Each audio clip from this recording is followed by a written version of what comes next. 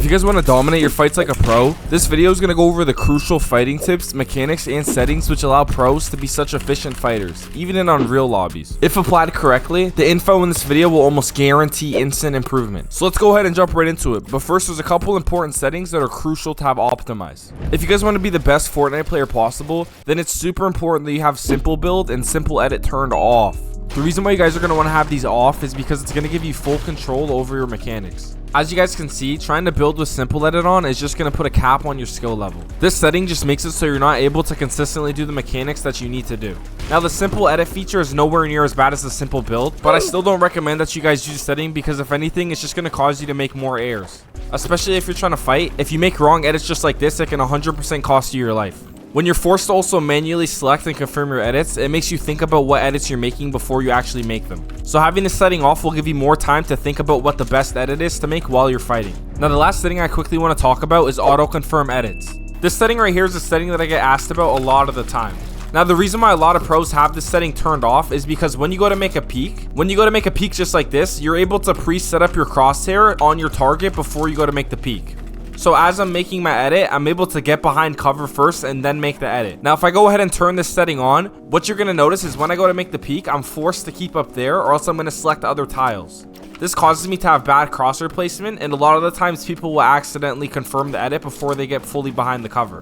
One thing about having auto confirm edits turned on is that you can edit significantly faster. Now, there are a lot of successful pros who have played with this setting both on and off. It is 1000% possible to be a good fighter with this setting turned on. If you're someone who wants to have faster edits or a more aggressive playstyle, then I would recommend using this setting. I personally play with this setting off, and just so you guys know, it is possible to have fast edits and play flashy with this setting off. Mechanics like these are not required to play in Unreal lobbies, but they definitely can make fighting a lot easier. As long as you can do 3 to 4 controlled and consistent triple edits consistently, then you have good enough editing speed and crosshair placement to do any mechanic. Now, if you're someone who likes to have a little bit more control over what edit they're going to make, then I would still 100% recommend playing with the setting turned off. Before we hop into the next part of the video, as a student, I try to make these videos as high quality as I can. So if this channel has helped you out at all, leaving a like or subscribing would mean a lot. My goal is to push this channel to 100,000 subscribers.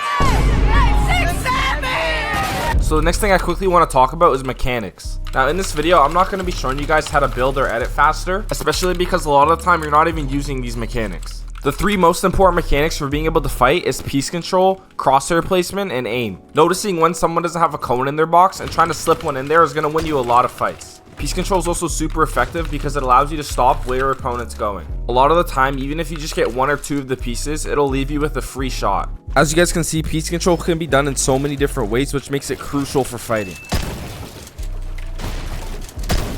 Now, the reason why crosshair placement is a top 3 mechanic for fighting is because it allows you to be way more efficient, and it also allows you to understand where your opponent is when you're fighting. The reason why pros don't miss edits during fights is because they have good crosshair placement, which allows them to have more awareness and line up their crosshair on their opponent before confirming the edit. Now, the most important mechanic for fighting is definitely aim. It doesn't matter how good your edits or building are if you're getting 200 pumped or triple dink. Aim is one of the huge things which separates pros like Peterbot to be accused of cheating. Now, I'm going to be honest with you guys, mastering these mechanics really just comes down to repetition. Now, I do have a ton of videos on my channel which can give you the tips to master these mechanics. But more importantly, let's go ahead and hop into the tips for fighting IQ. So the first thing I want to go over is just a couple of these super important fighting principles. The first thing is that whenever an opponent has a build which they can edit and deal damage to you, you always want to make sure that there's one spot where you can either reset a build to protect yourself or where you can jump up and place a build.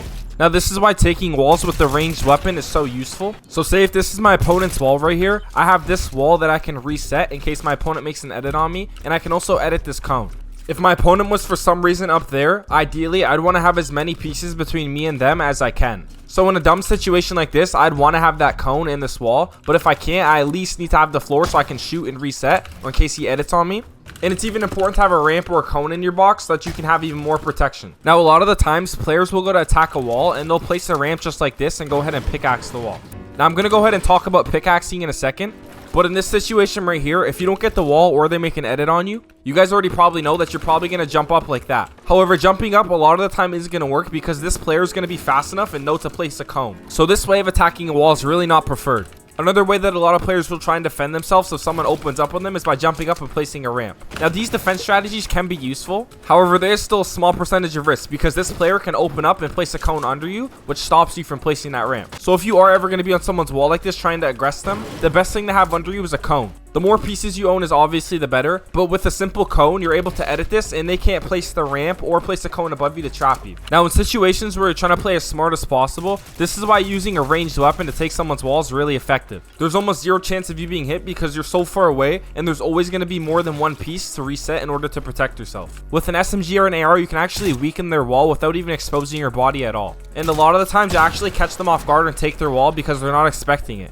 Now this is a principle that varies depending on health advantages. If I know I have a very high health advantage on my opponent, then it's no longer a 50-50 and I'm most likely just trying to get into their block so I can finish the kill. But if we flip that health advantage around, then that principle becomes even more important. I'm going to build more than one block so I can have as many pieces in between me and my opponent as possible. Now the second key principle is understanding when it's okay to have your pickaxe out during your fights. At any medium to high level of the game, as soon as you go to pull out your pickaxe to swing on someone's wall, they're most likely just going to open up and edit on you. Some players might try and edit on you as soon as you drop down to land on the wall before you even get to pull out your pickaxe. So an important rule to avoid being edited on and taking heavy damage is to try and have your shotgun out rather than your pickaxe. If this player is not going to edit, a lot of the times as soon as I go to pull out my pickaxe and swing, they'll make an edit on me. So the best thing that you can do as soon as you're on someone's wall is just pull out your pickaxe and pull out your shotgun right away. This is also just known as pickaxe baiting. If that player still doesn't edit on you, sometimes they might actually wait until you actually fully destroy their wall.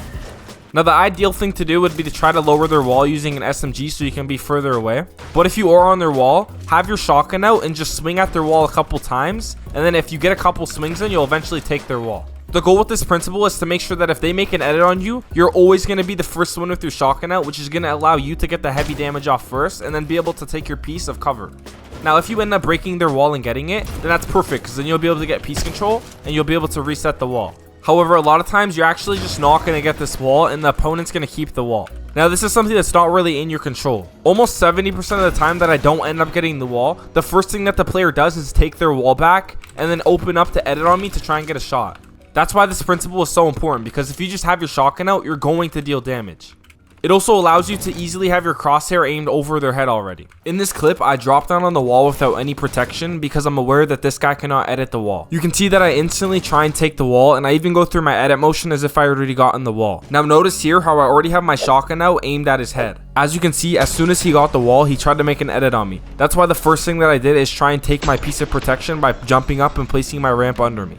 Another thing that opponents will do when you're on their wall is edit the wall and then instantly reset it. What this is going to do is cause you to just break their wall, and then they're going to take it again, leaving them with a free pump shot on you. That's why it's super important to be aware of the health of the wall, because a lot of the times the wall will just be one shotgun shot and then you can take it. Now to counter them opening and resetting their wall, you're just going to want to always shoot to pretend to shoot them as if they haven't edited their wall, because you're not going to be able to expect that they're going to open and reset their wall. So no matter whether he opens it and tries to shoot me, or if he opens it and resets it to try and make me break it, I'm always going to resort back to putting my piece of protection up.